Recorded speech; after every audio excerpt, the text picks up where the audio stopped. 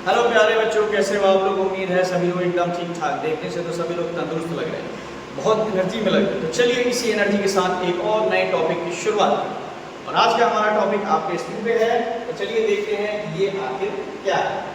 आज के हमारे टॉपिक का नाम है, आज हम लोग जानेंगे कंप्यूटर मेमोरी के बारे में कि आखिर कंप्यूटर की मेमोरी क्या होती है। तो चलिए जरा जानते हैं। देखिए यहाँ पे आपको पहले हम इसका डेफिनेशन बता देते हैं, हिंदी और इंग्लिश में कन्वर्ट करके लिखा हुआ है, द एबिलिटी और capacity of storing data and instructions. मतलब कंप्यूटर का डेटा स्टोर करने का जो क्षमता होता है, उसी क्षमता को हम लोग जानते हैं किस नाम से भाई, मेमोरी के नाम से। सीधा सीधी बोला जाए एकदम आराम की भाषा में, ये हो गया याददाश्त। मतलब याद करने के पावर को बोलते हैं मेमोरी या याददाश्त। हर इंसान का अपना अलग अलग मेमोरी लेवल होता है।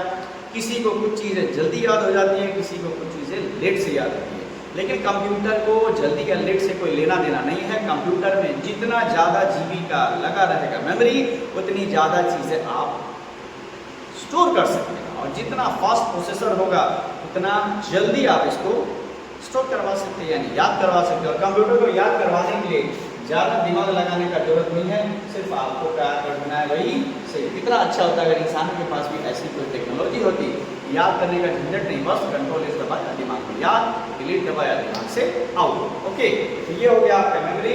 अब यहाँ पे हम लोग जानेंगे भाई मेमोरी कितने टाइप के होते हैं। तो चलिए यहाँ पे एक एक करके जानते हैं। मेनली कंप्यूटर में आपके 3 टाइप के मेमोरी होते हैं। कितने टाइप के? राइट, 3 टाइप के। पहला आपका होता है प्राइमरी मेमोरी, दूसरा आपका होता है सेकेंडरी मेमोरी, और तीसरा आपका होता है कैश मेमोरी। ठीक है, प्राइमरी क्या होता है, सेकेंडरी क्या होता है, कैश क्या होता है, एक एक करके हम यहाँ समझते हैं। प्राइमरी का मतलब वैसा मेमोरी जो किसी भी डेटा या इंस्ट्रक्शन को टेम्पोररी बेसिस पे कंप्यूटर में रखे जब तक कंप्यूटर में लाइट है, और जैसे ही कंप्यूटर से लाइट या पावर ऑफ हो जाती है, प्राइमरी मेमोरी का डेटा ऑटोमेटिकली इरेज्ड हो जाता है। प्राइमरी मेमोरी आमतौर पे जो देखा जाए तो आपके 2 तरह के होता है। पहला आपका होता है रैम और दूसरा आपका होता है रोम। रैम का मतलब हो गया random access memory. Random access memory का मतलब जो डेटा को रैंडमली कभी कुछ लिखा मिटाया, कुछ लिखा मिटाया, डिलीट किया, ओपन किया, बहुत सारी चीज़ों को ओपन किया, रैंडमली जो डेटा में काम करता है उसी को हम लोग बोलते हैं रैम। और रैम भी आपका आ जाता है 2 तरह का। पहला वाला आ जाता है डीरैम यानी डायनेमिक रैंडम एक्सेस मेमोरी, और दूसरा वाला आ जाता है एसरैम यानी स्टैटिक रैंडम एक्सेस मेमोरी। इन सब के बारे में हम लोग डिटेल से चर्चा करेंगे। अभी बस हम आपको यहाँ पे माहौल बना देंगे, ओके ना। तो प्राइमरी समझ गया, डेटा तब तक रखेगा जब तक लाइट है, लाइट गॉन है, राइट। सेकेंडरी मेमोरी, जब प्राइमरी मेमोरी में हम लोग काम कर रहे होते हैं और जैसे ही कंट्रोल इस दबा के हम लोग डेटा सेव कर देते हैं या किसी अदर डिवाइस में सेव कर देते हैं जहां पर डेटा परमानेंटली रहता है। डेटा यहाँ पे कैसा रहता है भाई, परमानेंट होता है।